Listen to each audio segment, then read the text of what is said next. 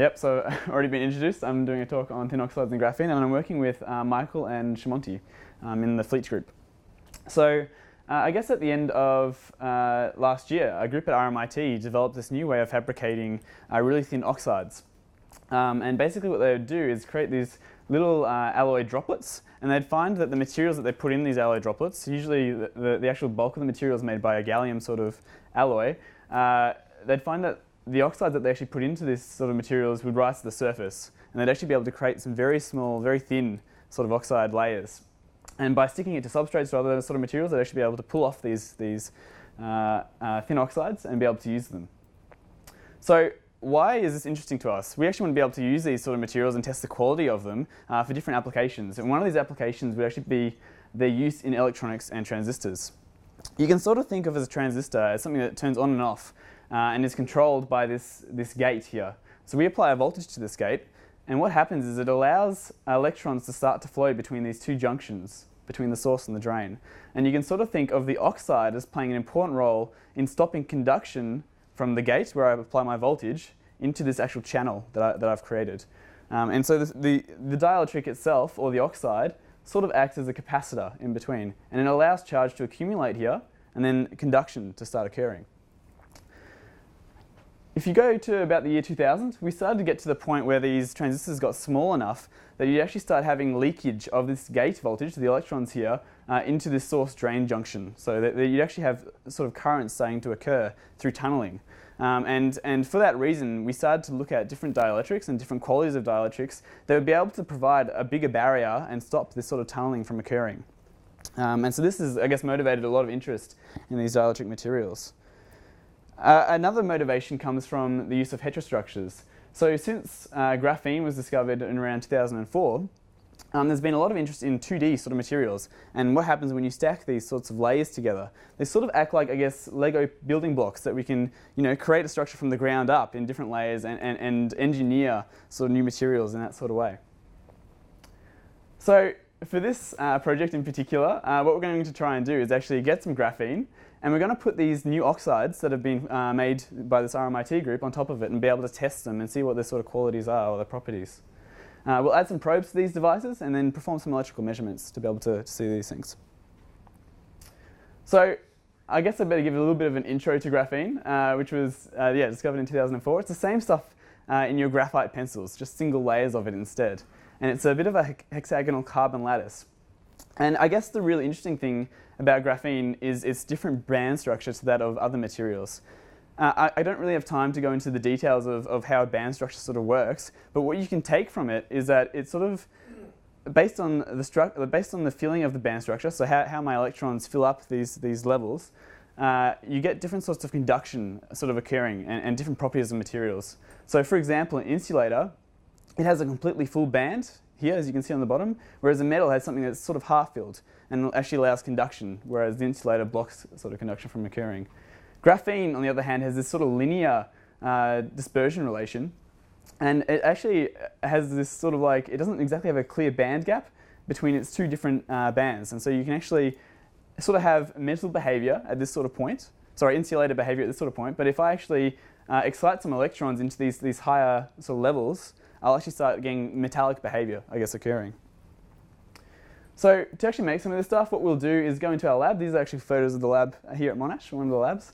And I'll get some pieces of silicon, which is the substrate that I'll put my graphene onto. And I'll get some tape and apply it to this graphite and pull off some of these layers. And before you know it, here we are. I've pressed it onto the silicon. And then we've got to look in a microscope to actually see where this sort of graphene stuff is. So you can see some purple spots around here. That's actually primarily graphite. It's multiple layers of these sorts of things. But if we start zooming in, you'll actually get to be able to see that we've got to a low enough sort of size where you can actually see the very sort of thin material here. And that is a single layer of graphene that we've tested and looked at. So there's multiple ways you can actually verify that you do have graphene, a single layer. One way is using AFM, which is basically running a needle along the surface and looking for height deviations in your material. Another way is being able to look at a Raman profile, so shining a laser over monochromatic light and seeing what sort of frequencies backscatter from it. Graphene has a very distinct ratio of certain peaks that are present in the Raman spectra compared to that of multiple layers or bi-layer sort of substance. And so it's very easy to actually identify through this sort of methodology when you've got a single layer of graphene. So this is me down at the Melbourne Centre for Nanofabrication. I was getting trained a little bit in this last semester, and these are the sort of devices that we actually might be able to make. And you can sort of see how it sort of looks like the transistors from before. We've got the source junction here and the drain, and then I've got my graphene, which is sort of the channel. And the dielectric is actually this silicon beneath it, the silicon oxide. And I can actually change the voltage underneath the silicon and induce these sorts of properties that we want to actually have conduction occurring or the channel to open. So this is, I guess it's the same sort of picture there. And what we'll actually do when we actually try and measure these sorts of things is apply this gate voltage right to the bottom. And you can sort of think of it as, on my dispersion relation, I'm changing the level of my occupation in the graphene of the electrons at that point. And so when we increase the voltage, you'll actually be able to get electrons accumulating on the graphene at a higher sort of band structure, and you actually get conduction then occurring. And that's what you can see here. The conduction goes up as I increase my gate voltage. On the other hand, if I decrease and go into this sort of regime, then I've actually got sort of hole-like conduction. So I actually have, still a partially incomplete band, but it's like the holes are moving along through the material. And there's this sort of distinct feature in graphene, which is this minimum conductivity. And it sort of comes from this idea that you have, maybe your graphene isn't quite perfect and flat, and that there's maybe sort of varying potentials through it. And maybe I have some positive charge regions and some negatively charged regions, so there's always going to be some sort of conductivity that occurs through the material. I guess what we need to ask then is what actually going to affect these measurements that we can make, and what sort of role will the dielectric or the oxides layers that we put on top of it actually have.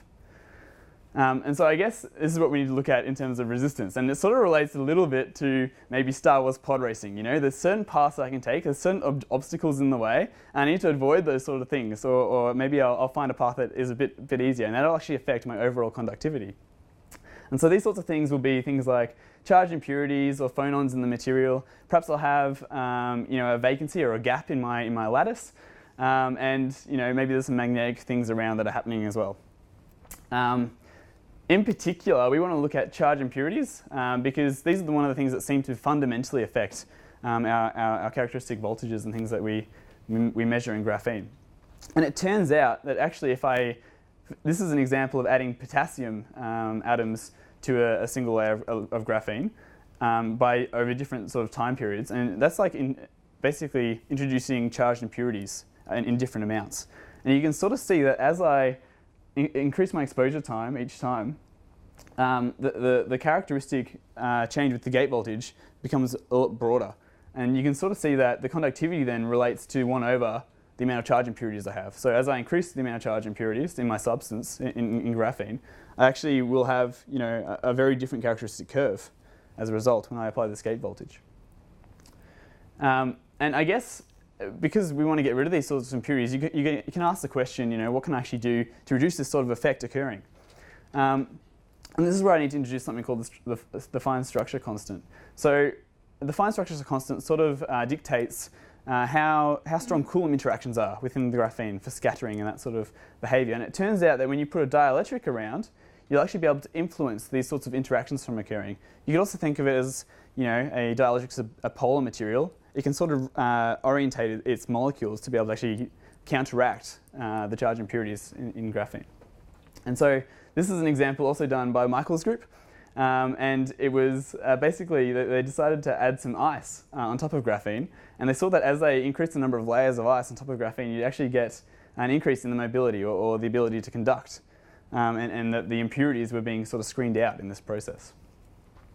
So why don't we just go and chuck on a massive dielectric on top of this thing and see it working perfectly? And it turns out it's a bit more complicated than that because you'll have phonons actually occurring in the dielectric that scatter with the electrons in the graphene.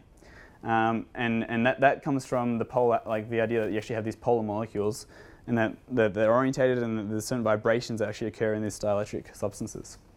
And so this is what you're seeing here is, I guess, seeing these properties occurring with a temperature increase. So, I've got more vibrational ability in my dielectric at a higher temperature, and so these effects really start to occur and be present And this is an example for silicon, so this purple substance, the silicon oxide. And yeah, I guess at room temperature, it's actually going to be quite important, you can see, compared to what the curve would have been otherwise.